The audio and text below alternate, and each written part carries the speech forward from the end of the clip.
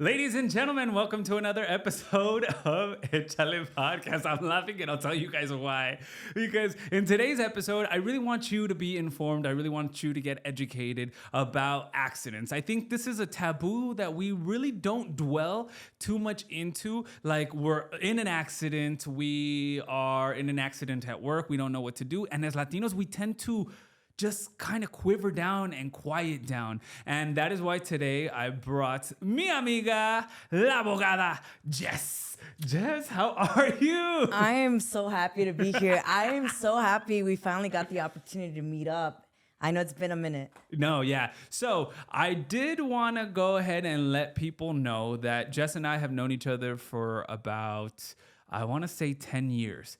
10 years, right? More or less. More or less. So I'm going to go over there, right? And I'm going to move your mic a little bit because I noticed that it's a little too short. So I'm going to walk over there. You guys are going to see like the behind the scenes, and here I go. And if you're listening instead of watching on YouTube, make sure you check us out on YouTube so you see all the shenanigans. If not, enjoy these 3 seconds of silence. And I'm not going to be silent because I'm going to talk on that mic. All right. Cool. I know, so I'm going to move this just a little bit over so you can talk like that. How's that? It's perfect. And I love how authentic your show is. Like everything just live. No, yeah, it's definitely live. So I appreciate you bringing all these goodies. Abogada Jess. Who's that girl? It's Jess. Oh, thank you so much. I'm so happy. Again, congratulations on all your success. I've been following you and cheering you on, and I appreciate the pep talks. And I'm really excited to be here today to talk about what I do and the work that I do in the community and how I can, help everyone out. Yeah, so most definitely check out Abogada Jess on Instagram. That's your Instagram, right? Yeah, it's abogada.jess on Instagram. It's Abogada Jess on TikTok and on Facebook. I'm going to reiterate that so much during this podcast because, gente, I really want you guys to get this information. Also, you have a number, which is 818-JESS. Well, it's 818-888-JESS. Oh, there you go. See, I said it wrong. That is why J-E-S-S. Look, I'm just going to keep this real close to me because it has the number. Okay, perfect. Awesome. But I want to go ahead and get to know you because in Échale Podcast, we like to talk about the journey that you've taken to become this abogada chingona in the Latine community. So, because again, we've known each other 10 years or so. We were there when we were undergrads, before radio, before becoming Abogada Jess. We had so many pep talks, and I told her yesterday, I was like, we're going to treat this podcast like those pep talks that we used to have for hours over the phone. I know. No prep, no nothing. It's like I get here and you're like, let's go. So I'm excited. Let's catch up. So Salvadoreña de padres salvadoreños. Tell me, how was that upbringing? Because as a Mexican household, I don't really grow up with boss. Cipota.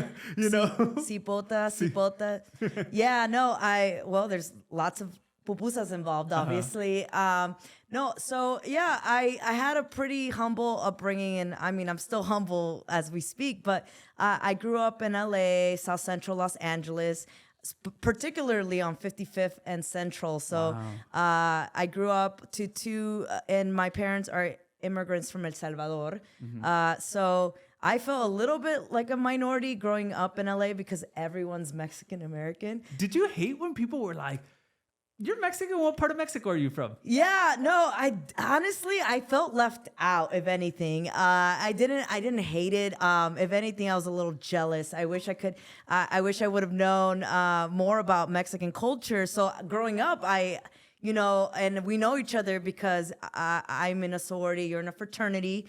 And when I became a member of my sorority, a lot of my sorority sisters are Mexican American. So I know a lot about the Mexican culture.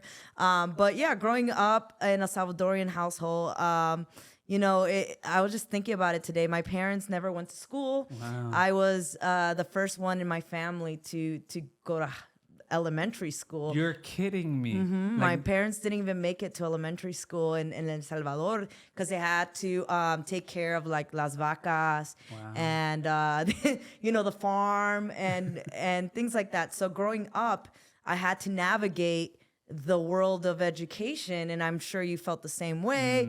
Not only was I navigating the world of education, but I was also I'm also my parents' translator, and I'm sure you can relate. So as little as 5 years old, they dropped me off at school knowing that I don't speak a lick of English. And, I picked it up, as we all do, as all first generation students we do. And then when I got older, as I kept getting older, I would notice injustices in my community. And unfortunately, a lot of people that were in my neighborhood didn't speak English. So when things were going down, like police officers showing up, I was a translator. So I got exposure really early on. I want to kind of really dive into that because it's so interesting. I used to live in LA Downey. I don't even think that is like LA. And I know Downey's has this whole it's the Hollywood of Latinos now, but 28 years ago, it wasn't the case. Then I moved to Pomona. But my reality came to be here in the Inland Empire, where we didn't have a lot of that gang violence as Los Angeles. So right now, when you're depicting your childhood, gangs, shootings, police, it's all like, dude, I'm so oblivious to that because I didn't grow up in that culture.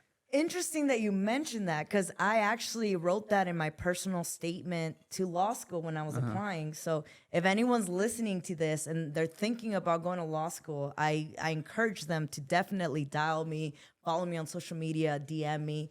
I use my experience, and obviously, as a lot of us do, is I used it to uplift me and to encourage me and to inspire me. And that's kind of how I ended up going to law school. I ultimately went to law school wanting to be a public defender because of, and there was heavy gang violence in my community. There was constant shootings, and to the point where I remember when I was, I think I was either a junior or senior in school, I was outside and there was shootings. And to me, shootings were kind of like pop rocks or something. Like, it didn't really alarm me anymore because I grew up with it.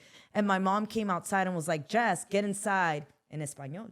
And I was like, ¿por qué? And they're like, están disparando. And I'm like, but this happens all the time. Wow. And obviously, now that I'm older, I'm like, what was wrong? I was a kid. So obviously, as a kid, you think you're eternal. But yeah, that I realized that, this is what made me who I am. And ultimately, I knew I wanted to help the community, and I wanted to, help especially those that don't have a voice. So for me, it's Latinos. It's because a lot of Latinos don't speak Spanish. Don't speak English. And especially in our community, I noticed, and in the industry that I'm in, I do personal injury and workers' comp. Most of our clients are Latinos, and most of those clients don't speak English. So I wanted to ensure that, their needs are being met, that I'm communicating with them in their language, and that I can help them out. And I'm the lawyer, I'm not, a notario that's, trying to take their money. And I know a lot of people have had bad experiences with lawyers. So I'm here to change the face of all that. I am the lawyer.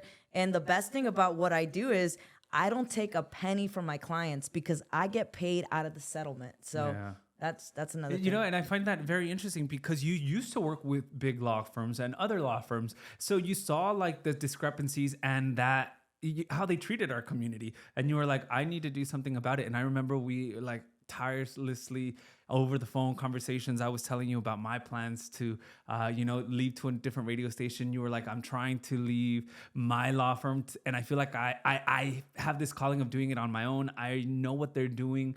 And I know it's so wrong, and I don't want that for our community. So many people have been already taking advantage of it. So was that a driving force, or what was that leap of faith that made you finally say, I'm going to do this? Well, I think it's a little bit of everything. So, not all lawyers are created equal. Not all contingency fees are equal. So one thing I encourage people is when they're looking for a lawyer, and the reason why I decided to go out on my own is I wanted to charge my clients a reasonable fee. And a lot of firms do that, but there's other firms that have it in the fine print. And sometimes there's, so it's just important to communicate to your client, and me being Latina, I wanted to communicate in Spanish with my clients, and I do this with every person I represent. I tell them straight up what the contract says in their language so they understand it. I explain what percentage my firm is taking, and it will change depending on the status of the case. So if it's pre-litigation, which means no lawsuit is filed, it's a certain fee. If it goes to litigation, it changes. And I make sure that my clients are aware of that before I engage and I start doing anything. Yeah. So one thing that obviously led me to do what I'm doing is educating the community. And we'll talk about this later. I put out videos constantly educating people on their rights, what to do, what to look for, how to look for a lawyer, what to do if, God forbid, they're ever injured at work or injured through like a car accident or a slip and fall. And my goal, so that was another reason why I wanted to do things on my own. I wanted to do my own thing. And I'm not, like you mentioned, I'm not an average lawyer. I look very different. And for many years going to court, no one really thought that I was the lawyer. They thought that I was either a client or the interpreter. Oh, really? Or a student. I appreciate you. Yeah. No, I get that every once in a while. They thought I was the interpreter or the court reporter. And it's funny because these are all jobs associated to women. They were looking for a man. And maybe they were looking for a man. Maybe they were looking for someone that, looked lighter than I did. I don't know what they're like. Honestly, I never really got lawyer.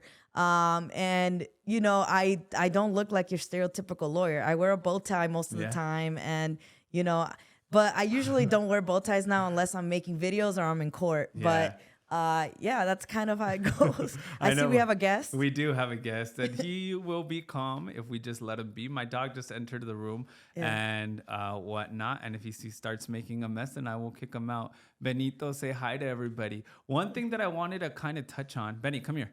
Come here, Benny. He's so sweet. Oh, see, once you pet him, you got to keep petting him. Well, no, he's like, stomp. Yeah, he'll get bored of us real quick. But one of the things that I wanted to touch on is I love that you're not gatekeeping information. You mentioned that you're doing regular TikTok videos in your social media, which is Abogada.Jess, right? On Instagram? On Instagram, right? So you're consistently doing videos to educate the community because you want the community to know how to defend themselves, the things that they should be looking for. What makes a great lawyer and what should people look for in a lawyer? Good question. I love getting asked this. Well, there's different things to look for. One, are you actually talking to a lawyer? Or are you talking to an assistant? Are they answering your questions? Two, do they speak your language? I will admit I only speak English and Spanish. So if you speak a different language, I might not be able to answer unless we have a translator. But do they speak your language? Are they being transparent about everything, including the fees, including what goes into it, what their expectations are, what the expectations of you are? Are they answering your calls? That's another one. I've always heard people being like, hey, I've had a case for 2 years. I've never talked to the lawyer. I don't know what's happening. Are they answering your phone calls? Are they keeping you updated on your case? And then experience and knowledge of the law is very important. I've been a lawyer for 10 years. I know I look young and I appreciate it. I have to thank my Salvadorian parents for that. Brow don't frown, baby. Yeah, there you go. And I'm very proud of who I am, but I'm not a baby. I've been practicing for 10 years. And I will never say I know everything because I don't. But if I don't know something, I will definitely research it. But I do have a very good understanding of personal injury law and workers' compensation. Do men specifically, men lawyers, do they undermine you when they see you? I don't know if you've ever done litigation or if I'm a litigation attorney. So you go to court and whatnot, like the Lincoln Lawyer. Sorry, I just watched it on Netflix. Oh, you're so funny. Like, I was literally like, I feel like I am an episode away from becoming a lawyer because the Lincoln Lawyer. Well, once I start to hire, you're going to be the first one on my list. Yeah. I feel like I have been undermined by multiple people. One, because, I don't look like your average attorney. Two, I look young. And I graduated law school when I was 25. So I think that's a big reason why I've been practicing for 10 years and I still look young. So thank you. But yeah, sometimes they think that, and I'm also Latina, and I come from South Central Los Angeles. I don't have that perfect stellar record either, where I went to an Ivy League. I went to a school in California. I went to UC Davis, and then I went to law school in New Jersey. I went to Seton Hall. So, and I was telling you yesterday, like, I don't have that perfect like record where, I graduated law school with top honors and then I passed the bar the first try. I'm like as legit as it comes. I've had my struggles. I didn't pass the bar the very first time. And how was that? It was rough. As a Latina, because one thing is to get to law school. That in itself, to pass the LSAT or to get a score, it's tough on a lot of people. It's probably one of the hardest tests to take out there besides the MCAT, just to get in. And then to move, how many years were you away? Yeah, and then so I took I'm one of those people that like I want to get things over with. So I took the LSAT when I was a senior in college. So I was starting my first year, my last year in college. I took the LSAT and I didn't get the best score, but to me, I was like, hey, this is the score I'm going to get. And this is the score, a law school is going to accept me. I applied to over 50 law schools and I only got into one. And that's why I tell people and I encourage anyone that wants to go to law school to do it, to apply, because the worst thing you could do is not apply, because you never know, you might be the person that they're looking for. So I applied to over 50 law schools. I got into Seton Hall immediately. And then after that, I moved to New Jersey 2 months after graduating from law school. So from undergrad. So it was a pretty quick move. And I was telling my friends, sometimes people, what they do is they take some time off because they think that, they want some experience. They maybe want to get a master's and stuff, but I didn't want to wait. I'm one of those people that likes to do things right away. So anyone that's thinking about going to law school right after undergrad, I encourage them to do it. I think it's great, and they could always reach out to me. Like I said, I'm available. It's me. It's not like, I don't have a social media person. It's me, Jess. It's me. I am the social media person. I am my marketing person. I am the lawyer that's doing your cases, talking to the adjusters, doing settlement negotiations. I'm doing it all right now. And I hope that later on, as my business grows, I have more people, but for now, you'll get me. So you can, I'm also accessible at all times and hours. So don't worry about, Well, I mean, I'm major plug right now. If you want to get in contact with La Abogada Jess, make sure you hit her up. It's abogada.jess on Instagram, or write this number down. I have her personal number, but you write her work number down, because you just never know. 888-818-JESS. 888-818-JESS. I wanted to go ahead and talk about that transition. How long were you in New Jersey for? Yeah, I was there for a total of 6 years, but I went to law school for 3. And was that a huge shift? Is there a lot of Latinos in New Jersey? I know New York, a lot of Puerto Ricans, but New Jersey? Yeah, it's kind of like it spills over, I guess. And that's the beauty that I loved about New Jersey. And some people like to crack jokes about Jersey. I love New Jersey. Did you ever see Jersey Shore being filmed? No, that's actually a couple. Like, I think it's like 2 hours away from where I went to law school, but which is good, because then I would have been distracted if I would have seen it. I love reality, trashy TV. Like, name it, I watch it. And I watched all of Jersey Shore. But yeah, no, there's a lot of rich cultures in New Jersey: Puerto Ricans, Dominicans, Haitians. You see a lot of people from South America: Ecuadorians, Peruvians, Argentines. You see everything, and it's a big melting pot, and I really thoroughly enjoyed it. I didn't enjoy the winters there or the summers, because the summers are really humid and the winters are just dreadful. And me being from LA, I'm spoiled to that like round 70-degree weather year round. So, but yeah, no, I really enjoyed my time in New Jersey. Just to tell you a little bit about what I did there after graduating from law school, I clerked for a judge in New Jersey, which is an extremely prestigious thing to do, and I'm very humbled and privileged to have done that. And I got a lot of experience, and I learned most of what I've learned in my legal career. I learned it from clerking that 1 year. Because I worked one-on-one with a judge. What is clerking? Clerking is when you assist. You're basically the assistant of the judge. So what I particularly did there was I would read motions, and these are basically petitions by. I did family law, so petitions from people going through divorces or going through custody hearings, and they would request something from the judge, and I would read it. I would read what they were requesting. I would read the facts. I would read case law, apply it, and then advise the judge based on my understanding of everything as to what he should do. Wow. Okay. This is interesting because so many people would assume that like a judge is going to do all the reviewing himself and whatnot. And he probably does, but you already spark noted. Yeah, and the judge always reviewed everything himself. My particular judge, he's phenomenal. He's retired now, but yeah, he would read everything himself too. But the only way we can learn is by reading things ourselves and then doing the analysis. And of course, we would talk about it. And if he disagreed with me, he would let me know. If he agreed with me, he would let me know.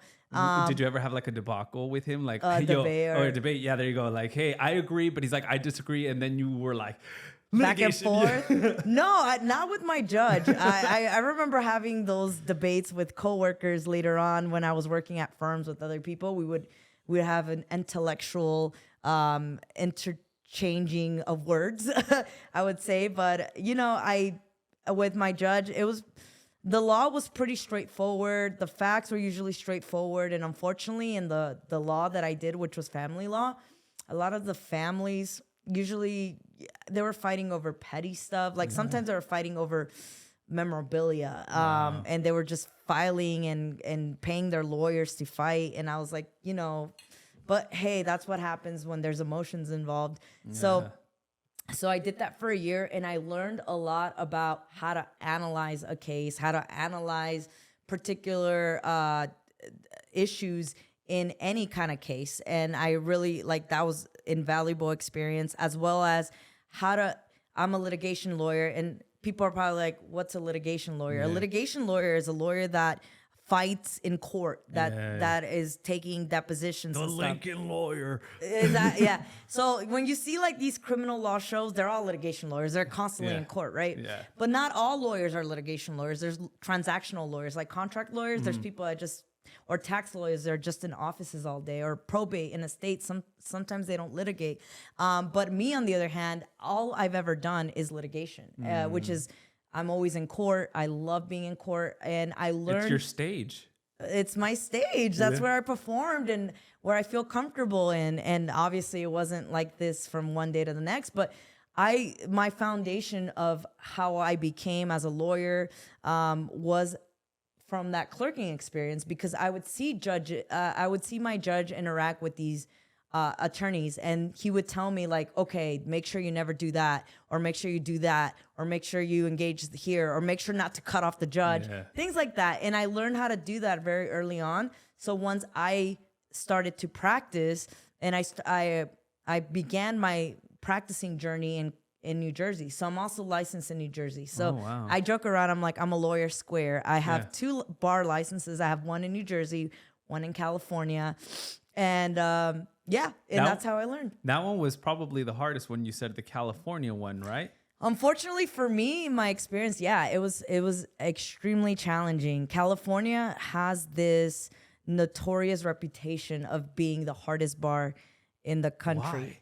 Why? Well, does everybody want to come here? That's why, or what? Of course. And California just has higher standards for everything. It's the most annoying. It's the most annoying, irritating thing. But yeah, when I graduated from law school, I knew that I wanted to end up in California. So I took the California bar. Did not pass it the first time, and I didn't. No me agüité, like people say. I was like, you know what? Everyone fails the bar at least once in California, so it's normal. Also, I went to law school in New Jersey, and a lot of the laws that I learned them. Yeah, I learned them California. Jersey way. The Jersey way, and so I wasn't too shocked. I took it a second time, and unfortunately I didn't pass it, but I wasn't nervous or scared because I had a job lined up, which was my clerking job. So when I was clerking, I was working crazy amounts of hours. I was working like, I'm kid you not, like 60 to 80 hours a week. Like I barely slept that year.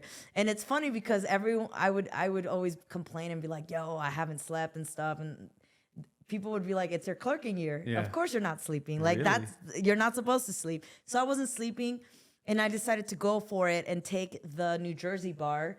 And I took it and I passed it. Just like, I'm not saying it was the easiest thing, because it was no bar exam is easy, but I took it and I passed it. So, I realized that, I am a lawyer. I passed the bar. So then I practiced at a law firm in New Jersey for a little bit, took the bar a third time in California, failed it. And I was like, what's going on here? And I think, at some point, did you have imposter syndrome, knowing that you were an attorney in New Jersey, but not in California, that you're like, I don't consider myself a real lawyer? Not really. Like, if anything, it was the opposite. I was like, I am a lawyer. It's just a stupid test, which it is a stupid test. So if anyone listens to this and is like taking the bar, and I do meet people all the time that have taken the bar once or twice, haven't passed, and sometimes se agüitan, and they're like, I don't know if I want to continue. Yeah, because they just stay stuck as oh my God, what is it when you can't pass the bar exam? You're just you're just a glorified student with a lot of loans, because at the like, no, but usually they go into, oh my God, it's something a paralegal. A paralegal. Yeah, no, you don't automatically become paralegal, but there are a lot of people that do go to law school that get their JDs, which is their Juris Doctorate, the degree that we get after law school, and they decide to pursue a career elsewhere, or they become paralegals. But yeah, no, I encourage everyone not to give up. I never did, and I ended up passing it. And honestly, once you pass the bar, no one cares, because I got a job immediately after that, and I've been working ever since. So yeah, can you describe like a memorable moment as a Latina lawyer that we're able to help out a client? You're like, oh my God, like this is what young Jess wanted, to help the community. So yeah, no, many times, and especially because I help Latinos. Most of my clients are Latinos, and they're Spanish speaking. Nothing feels better than to, I mean, I can even talk about the most recent experience.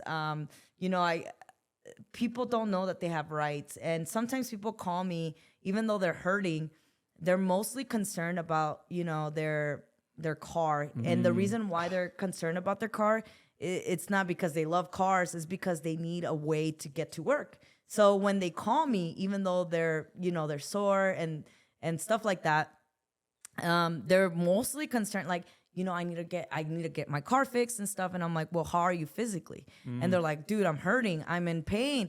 And I'm like, well, have you gone to the doctor? And they're like, no, why not? I don't have insurance. I don't have health insurance. I don't have money. I don't have, and us Latinos, we're like, put some Vicks on it. It's going to go away. The pain will go away. But like, here's the thing. This is where the education part comes in. And I educate them. Like, did you know that you have rights? If you get hurt, you are entitled to get all your medical treatment paid for by the insurance company of the person who caused the accident. And that's why they have uninsured motorists. That too. I'm learning. You've been watching my videos. You know, I try. Yeah, I like try. That. 888-818 Jess. Yeah, there you go. I've been if God forbid, and I'll explain what uninsured motorist means.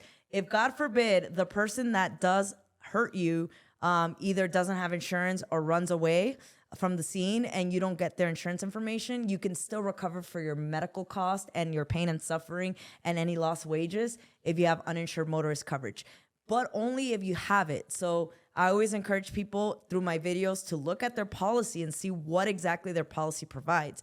If they only have liability, they're not going to have uninsured motorist coverage, which means, God forbid, someone hits you and they don't have insurance, you're kind of screwed. Yeah. Lack of a better word. But this is where the education comes in, and I'm excited to tell people, like, you have rights. Another thing I tell my clients is it's irrelevant whether they have documents or not. So if you're an undocumented citizen, undocumented, which means you don't have papers to be here and legally, then you can still pursue a claim for both workers' compensation and personal injury. So always talk to a lawyer. And here's the beauty, like us lawyers that do personal injury and workers' comp, we don't charge our clients a penny to talk to them. It's free consultation. So you can call me all day, every day. I will answer your questions. And I'm not going to charge you for it. And then again, if I take your case, I'm not going to charge you for out of pocket. Doesn't mean I don't get paid, because I will get paid. Just means I'm going to get paid from whatever settlement I can get you. Yeah, so. Yeah. And I think that's super important, just because a lot of Latinos are like, el abogado va a costar un montón, like it's going to cost us so much. And just by having your number, like I mentioned before, 888-818-JESS, they can call you. They can hit you up. They could be like, hey, Jess, what if this happened? Or if, okay, what is the time of limitation? Status of limitation. There you go. There you go. You sound like a lawyer already. I'm telling you, Lincoln Lawyer has help. Statute of limitation. So if I'm involved in an accident, let me pause on that. What is the first thing people should do if involved in an accident? Okay. First thing you should do, is check to make sure that that you're okay and everyone around you is okay. I was just having this conversation today with a client. What's most important is your health and yourself, and everything else comes secondly. So obviously make sure everyone's okay. Secondly, obviously get out of the vehicle, and if it's safe, pull over, get out of the vehicle safely. And then if you can, take pictures of the accident scene. Exchange information with the other driver. In addition to that, call 911. One, because, and I'm gonna make a video about this. I already wrote the script and everything. I write my own scripts. I do everything. Yes. One thing that happens at the scene of the accident is sometimes the person that caused the accident at the time will say, I'm sorry, my bad. Whoops, I didn't see the light. Or whoops, I didn't see the stop sign. Or whoops, didn't see you there. That I totally did it, right? And if you failed to get an accident report, which a police officer will draft for you, if you don't have that, they can then go home and then call their insurance company and say, hey, you know what? It was the other guy that hit me. It wasn't me. And that happens more often than not. You will not understand. I cannot tell you how many clients I've had that are like, oh, someone hit me and they told me, like, it's okay. They accepted liability at the scene. And I'm like, well, is there a police report? No. And I'm like, and it's a 4-way stop, right? Yes. Are there any witnesses? No. Is it a harder case to win? Let's just say, I mean, yeah, 1,000%. It's harder because now liability is being disputed. Who's at fault? An insurance company is not going to pay you if you're the one that caused the accident. They're only going to pay if also it's a comparative liability state. And there's so many things that I could talk about, but yeah, they're not going to pay if you caused the accident. So I always recommend talk to a lawyer. But at the scene of the accident, do these things. Take pictures of everything. Like I said, exchange information with the other driver. Call 911, right? And if for some reason the police cannot make it, sometimes it happens. Sometimes they'll be like, hey, is there blood coming out of your brain? And if there's not, they might be like, okay, just exchange information. If the other driver is telling you at that moment, hey, it was my bad, either record him doing that, like ask, like because obviously... Yeah, get us or exchange, have them text you exactly what they told you, which is my bad. Because once you have that, you're more or less in the clear, and then you can pursue a claim. So I just want to kind of add on to that. They should probably say, my name is, like, super detailed, because I'm just thinking, like, if I send you a text message, and look, this is me being a devil's advocate, and I know I'm a sneaky little link. Because I gotta watch out for you. Well, yeah, right? Yeah. No, if I send you a text message and then you're like, okay, cool, I got it. But, now with iPhones, you have a 15-minute statute of limitation where you can unsend messages. Statute of limitations. I love that. Yeah. I didn't know that. Yeah. So you can unsend messages within the first couple minutes. So like, let's say you just leave and they're like, yo, unsend. I never sent you that statement. Oof. So I think that's the way my mind works, because as soon as somebody sends me a text message, I'm going to screenshot it. Just as you should. Yeah. Yeah. And I think these are just little tips here and there. And that you should remember if God forbid you're ever in an accident. Those are like the big ones. And then after that, call a lawyer. Like never talk to the insurance company before talking to a lawyer. There's many reasons why, and I hope everyone that's listening to this is following me on social media, and I make videos about this. There's many reasons why. I'm not the enemy of the insurance company, but I've been doing this for a while where I know certain tricks here and there that, insurance companies do. So make sure to talk to a lawyer. Don't give a recorded statement. If you're injured, go to the doctor. If you don't know how to pay for it, talk to a lawyer. I mean, at the end of the day, we're here to help you and help the clients out. So that's the biggest thing I tell people, and I try to come out. And education's power. Another thing I do is I make videos in Espanol because there's not a lot of information out there in Spanish, almost none.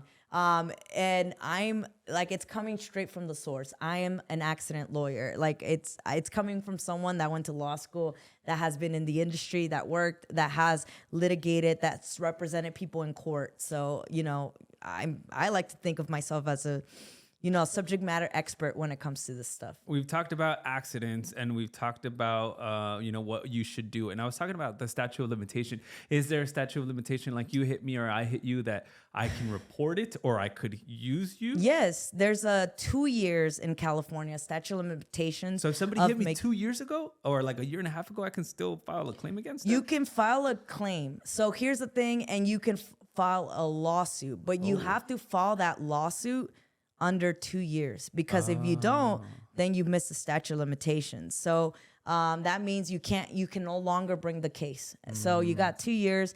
So if you've been hurt, talk to a lawyer right away. But only because you have 2 years doesn't mean you can like chill and wait. I always tell people, if you've been injured, because I'm a personal injury lawyer, you need to go to the doctor immediately. The longer you wait to get seen, the harder your case gets, the harder it is to prove that your injuries are also are actually a result of the accident. And some attorneys, not all, don't take cases if the person has waited more than a month to get seen by a doctor. Yeah. So that's why I tell people, call a lawyer, go to the doctor, and I don't cost a penny to talk to. So just call me. Yeah, I know. So just call Jess, and I'm going to go ahead and reiterate the number one more time, 888-818-JESS. And I'm going to go ahead and give her my testimony because I hit somebody and I want her take on it. And then I want to go into the other side of personal injury, because a lot of you probably work or have parents who work at stores, who have parents who work in areas like construction sites where they might get hurt and they come home with pain. And that's a type of personal injury. So we're going to also go into that. And I also have an example with my mom. So a couple years ago in college, so it's way past the statute of limitation, even though they did take me to court. Well, they did take me to court, but they didn't. But the insurance kind of took over. So I was driving, and I was driving through, I was 21. I was driving through a street in Rialto, and obviously there was, the car was going to turn, but there was no stop sign. And because it's like a street that for about a mile, it doesn't have stops. So if somebody wants to go left, they have to like slow down. And I was already coming at like 45, 50 miles an hour on a 40-mile street, right? And then it was a big SUV van, and she was about to turn. And because I was not tailgating, but close enough where I didn't see that she was slowing down, I ended up hitting her, totaling my car and whatnot. And I just literally, I close my eyes, and sometimes I have PTSD driving down that street, because I, like, for a couple years, I've never really said that, where I would just like kind of go into a little shock mode, which is something I feel like people don't really talk about, in like, oh, there's PTSD obviously from the army, PTSD from being molested, but there's also PTSD from being in accidents, or, and that was my first accident. So I remember she was like in her car. I just screamed when I kind of reacted, and I was like, and the first thing I did was get out of the car. Obviously I saw my car, the front of it was totaled, And I was like, what the hell? And then I went immediately to the other car and I saw the lady and she looked like she was like, really badly hurt. I remember some kids coming and they were like, hey, man, you're good. Like, you can go. You can go. Like, we got her. We'll watch her and make sure she's okay. For a split second, I kid you not, that's what I thought. That's what I thought of doing. And I'm like, wait a minute, that is a hit and run. Like, literally, if I were to leave the scene of the crime. And No, right? It's not a crime. Accidents happen all the time. The scene of the accident then. There, scene of the crime. Were you intentionally hitting it? No. I know you weren't. And you did the right thing by staying. Mm-hmm. And here's the thing: accidents happen all the time, and sometimes, it could be contributoryly negligent, which means it's not all your fault. It could have been half of her fault, or it could have been, that's why it's always good to talk to a lawyer, because you mentioned that she was about to make a turn.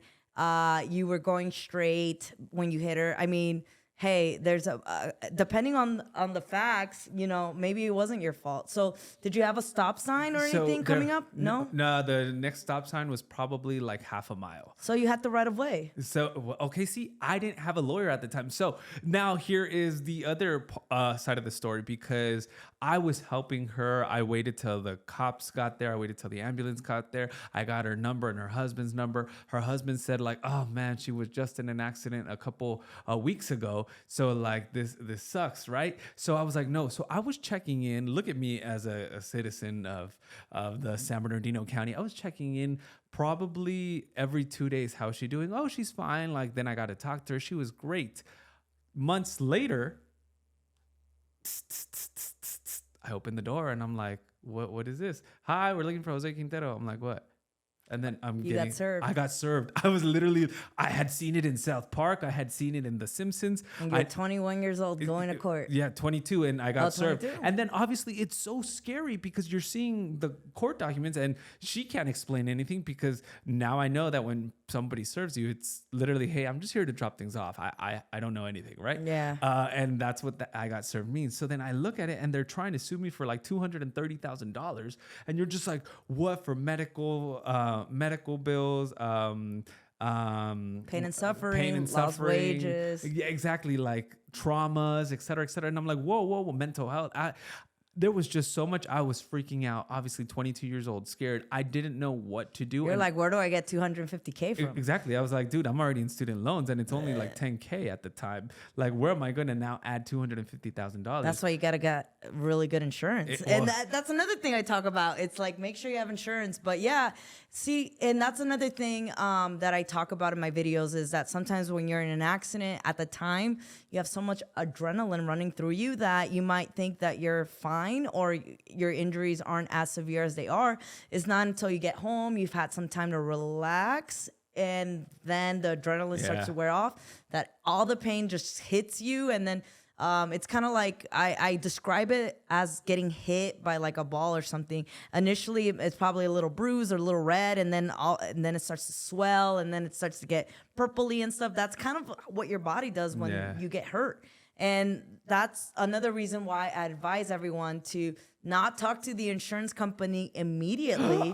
That's what I did. Yeah, and talk to a lawyer, especially because you didn't talk to a lawyer. It sounds like to me, I don't know the scenario, but from what you told me, you were going straight. This lady was making a left or a right turn and kind of cut you off. Unless you had like a stop sign or something, it sounds like she might have been the one that caused the accident. But here's the thing. You never know until you talk to a lawyer. So even I literally told them, because I called my insurance, and sorry to cut you off, but like okay. Now I'm like into this story because I'm like, oh, statute of limitations over though.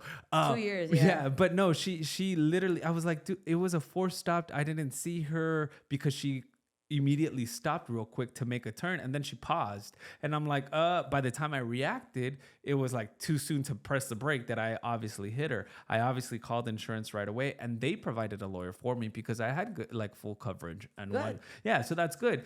So they were able to take care of everything, and I have no idea, but I didn't have to pay a penny out of my pocket. And I think one thing that helped them out was, I literally said, because I was trying to call her, like, yo, you're suing me? Like, after all I've done for you? After I hit you, you know?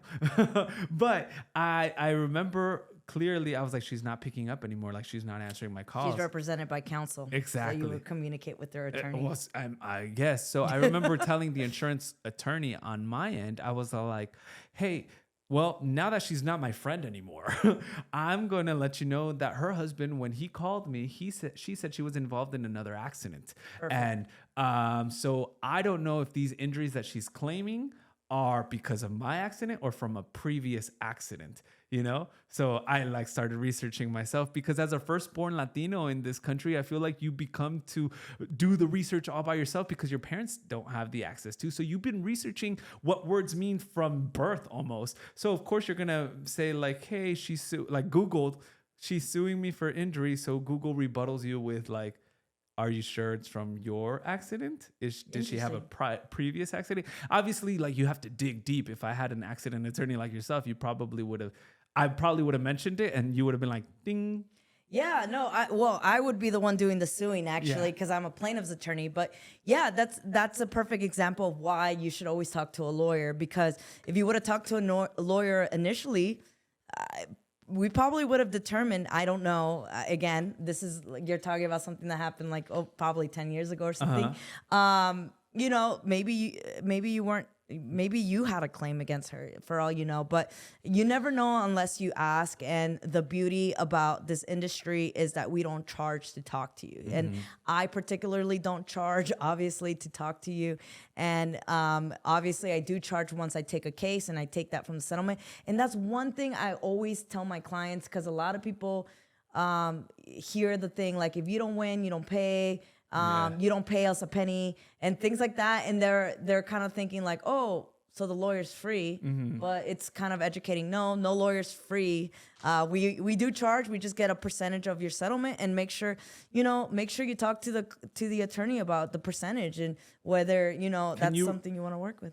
Can you rebuttal the percentage? You can always negotiate a contingency fee agreement. So you can always negotiate. Yes, you can price match. So if you want to talk to different lawyers and see which fee, you can do that. There's nothing against the law saying that. And lawyers can change their fees depending on the circumstances, depending on the case, depending on the status. And I encourage people to do that. So now let's move over to another one. Work injuries. Okay. Slip and falls are very typical. Yeah. Repetitive movements. Yeah, and especially because a lot of our moms, and I say it because it happened to my mom, and I'll get into that story in a bit too. Right. It was like she slipped and fell at work. And it tends to also happen to customers, like if they slip and fall and it is wet in a store, right? Because so then they have a claim or not. Yes. So there's two different. Yeah. So here's the thing. If you are working at a store or Home Depot, whatever, and you're an employee and then you fall, that's usually covered under workers' compensation. Okay. And that's a different area of law. But if you're a patron of a establishment, let's just say you go to a bar and you slip and fall or a club, or you're at a store and you don't work there and you fall because of the negligence of someone else, then it's a personal injury case. What's up? I saw the light bulb go I know, off. I saw the light bulb, and I just thought of so many times we were at college bars and we slip and fell. Oh. Would there have been a claim there? Depends. Was there negligence on behalf of the establishment? That they failed to sweep the floor? That they failed to remove whatever dangerous substance you fell on So it's or all fell for? subjective? It all depends to facts. Dang. And slip and fall cases are the most complicated, toughest, riskiest cases to take on because you have to establish liability. It's not like you get rear-ended, that's kind of a no-brainer. The person that rear-ended you is at fault. So analysis kind of ends there with liability. When it comes to slip and falls, there's so many different factors you don't even know, and they're risky. So that's why it's good to talk to a lawyer. But what I wanted to mention is work injuries are different than personal injuries that result from accidents, car accidents, and slip and falls. They're different. There are two different areas of law, and they're different lawyers too. Dang. There's a workers' comp lawyer. This is so freaking exciting knowledge. And knowledge.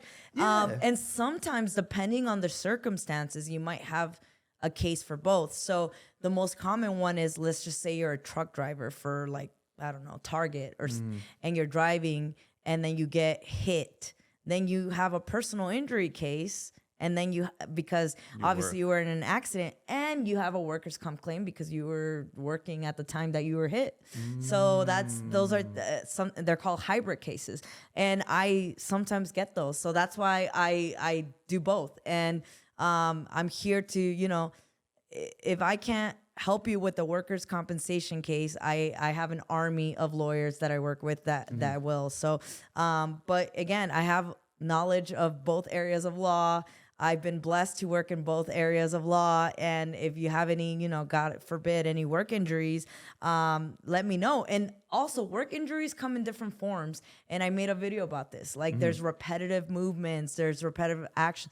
There's sometimes you might be on the work site, getting to work, not clocking in, but getting there and getting hurt. You still have a workers' comp claim. Another thing is it's a no fault jurisdiction, which means that, let's just say you were like stapling something and you stapled your hand to the wall.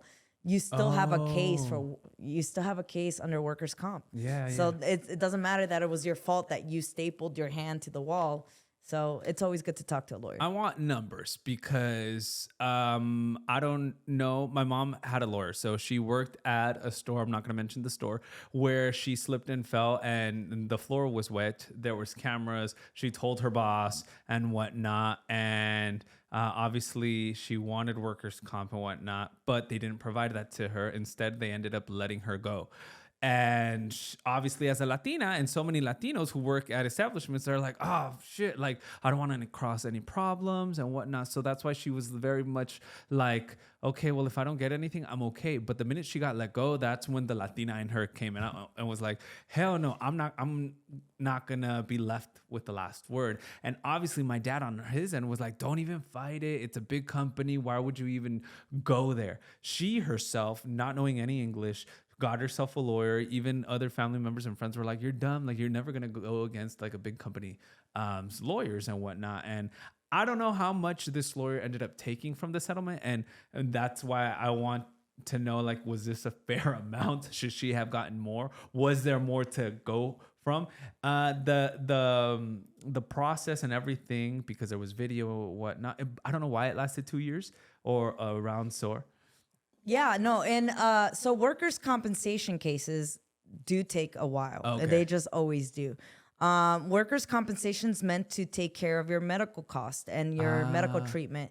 Ultimately, you get money at the end of a workers' compensation case based on your permanent damage, basically. And that gets assigned a number.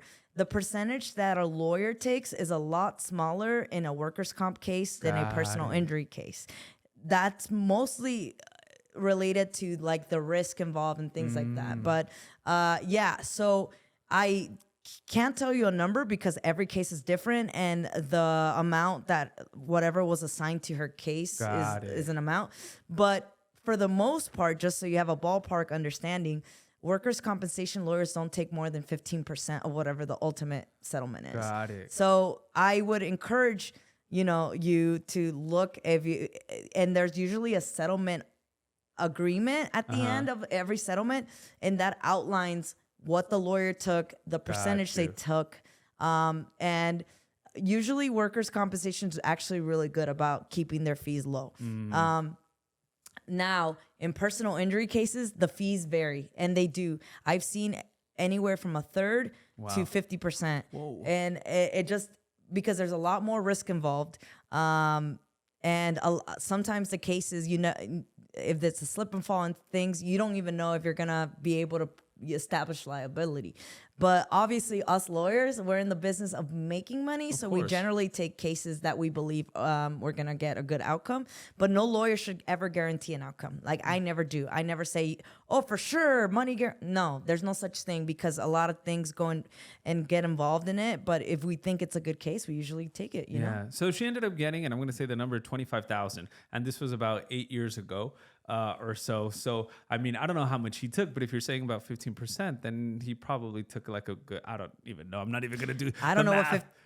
I wish I knew what 15% of that is. I mean, usually up to 15%. I mean, there are if there's other circumstances, obviously the attorney can petition the court to get more if that's what they want. I just don't know. But 25,000 doesn't seem too bad. Okay, too cool. bad. All right, then she got a good lawyer then. Yeah, but it all depends on the injuries and things like that. Yeah. So. Why are so many people afraid to contact a lawyer? What do you think is the biggest impediment? Yeah, no, I think I mentioned in the past, people have had bad experiences with certain attorneys or people that represent themselves as attorneys. And unfortunately in our community, there's a lot of people that pry on that, and I hate it. So maybe they're afraid of, and it could be different things. They're afraid of hiring a lawyer because they think they're just going to take their money. They're not going to do anything about it. They're not going to protect their interests. Maybe they're scared because of their immigration status. Yes. But what I tell everyone is, you don't know until you ask. And I'm telling you, me as a lawyer, that it doesn't matter if you're here legally or not. You still have a claim for personal injury or for workers' comp if you've been injured. Like, that doesn't have anything to do. And us lawyers, we're here to protect you, not to rat you out or anything. And yo hablo español, so I'm available at any time. Just call me. If I don't pick up, it's usually because I'm in court or I'm in a deposition or I'm talking to another client. No. But I will get back to you. So you mentioned that you guys don't get a penny until their settlement. So is there cases where you lose the settlement and you just don't take anything? And it's sort of like, I don't want to say you wasted time, but at the end of the day, well, no money in here. It is time taken away from you making income. Yeah, it happens. Has it happened to me in particular? In my firm? No, it hasn't. But that's why you need to have an honest discussion with your attorney when you start. So the way it works is, if I take a case and God forbid we lose or it doesn't settle, or it's settled, like, then in that case, I don't get money at all. I don't get money from my client. I don't get money from the settlement because there is no settlement. And then all that time, energy, any kind of cost that I might have incurred, let's just say filing costs, medical records retrieval, things that all cost money, that comes out of my pocket. And it's kind of like, I will never recover it. But that's why it's important for you to have a discussion with your client from the get-go, as to what all the facts are, to see if it's a good case or not. And there are times I get calls where I believe the case is a losing case and I don't take it because I'm like, why would I take it? Yes, I let them know. And I am nothing but transparent with everyone, with potential clients, with clients. And obviously every attorney is different. Some attorneys are willing to take a risk on a case that they think is unbeatable. Other attorneys are going to be like, no. So it really depends on the facts though. I wish I could give you an example, but there's just so many variables that it really matters. It depends. What's the hardest thing about being an independent Latina lawyer? The hardest thing, I think the hardest thing as being a solo attorney right now is, just not having support. Yeah, support. So I joke around and I always say, like, hi, my name is Jessica Zamora. I am the intake specialist. I am the case manager. I am the janitor of Jay-Z Law, which is my law firm. I do it all. So I wish there's so many hours in the day to do it all, and there aren't, but I'm very blessed that, I get all the work that I have right now. It's far more than manageable. If anything, I encourage people to call me because I need more work. But that's one thing that could be challenging is not having support. But I'm doing just great right now. So so far so good. And are you hiring interns? Are you looking for interns? Is that a possibility? I think so in the future. Right now, like I said, I only have around 15 cases, and that's more than manageable for one person. And I'm doing it all. So, I'm doing it all. I'm looking. I am doing the intakes. I am doing the marketing. I am literally everything that goes with running a firm, I am doing it just by myself. So, I wish there was more hours in the day so I can make more videos informing the community, but there aren't because I have to get to work. And I like to do community events. I wish there was more hours in the day. I could do more of those. Eventually I think they will be. But yeah, no, I do things as they come now. Do you think little Jess is happy where Abogada Jess is right now? You're so funny. I think so. I'm very, I'm very proud of how far I've come. I think I've done very well. I started my firm in November. I started my Instagram channel in November and my TikTok, and I've been getting great feedback. I've been getting a great response, great viewership. And I feel like people are taking what I say into account. And I have been getting calls from people that have been watching my videos that have been like, I didn't know I had a case until I saw your video. And I was like, yeah, you definitely have a case. And like, I didn't know I could, like, for example, like having stress and anxiety on the job, that's you have a workers' comp case. You're kidding Yeah, me. you might have one, No, I you're can't not complain. stressed nor anxious. No, but I know so many people at work that are stressed or anxious. I'll give you my cards. I'll give you my information. You could definitely give it to them. Well, I mean, we have so many people who work in high stress environments like schools, CPAs, that not necessarily, I don't want to say that we don't get stressed in radio because there's definitely stressors every single day in TV, but I think we're on the blessed side that we love doing. If you're doing talk radio like I am, and with the team that I'm in, I'm very blessed to be there and to do what I've always dreamt of doing, which was entertaining. So even though there is stress from it, I can't complain because it's what I've always wanted to do as a child. So yeah, it's that saying, if you do what you like, if you never work a day in your life. And that's how I feel. I absolutely love being a lawyer, and I couldn't be happier to be a lawyer and to be in the field that I'm in, helping the community that I love. So I completely understand. And hopefully people, stress sometimes is associated with the job. You can't help it. But obviously if it's interfering, if it's causing you pain, if you need therapy, if you need medication, which is totally fine, you might have a workers' compensation case, but you never know until you talk to a lawyer. So I'm very proud of how far I've come, that people are actually watching my videos, looking at them, paying attention to them, and then hitting me up when it like hits a chord. And sometimes I just get feedback saying like good content, and that makes me feel good. I'm like, thank you for watching. So definitely we've been talking for the past hour, and I want you, if you're listening and if you're viewing this on YouTube, to take down the number 888, like write it in your cell phone, 888-818-5377. 888-818-5377. That is 888-818-Jess. Like literally like that. And just save it as Abogada Jess, because you just never know when you're going to need it. I have one final question for you. This podcast is called Échale Podcast. You've been at the start of what Échale Podcast is when it was a YouTube channel. When I finally started working at Univision, we've cried over the phone various nights. When you couldn't pass the bar. I would call you and be like, bro, what's happening? And I kept interviewing for Univision at the time, and I'm like, why don't they want me? And look at us now. Yeah, we've come a long way. Doing what we love more than anything. So again, this podcast is Échale Podcast, to put in something. Echarle algo a la vida. What would you like your paw print in this world to be? Wow. I know it's a very loaded question. Wow, thanks. You didn't even give me a heads up. No. What do I want? Honestly, I just want people to definitely not be afraid of pursuing their rights. That's the biggest thing that I want. Like, I make these videos and I'm constantly going to community events and talk to anyone that will listen to me, trying to let them know that, hey, you can be protected. You already know this. A lot of people, especially in our community, Latinos, are afraid of asking for help, are afraid of getting representation, are afraid to go to the doctor. Like, and I get it. Part of it could be culture. Part of it could be machismo. Like, it could be different factors.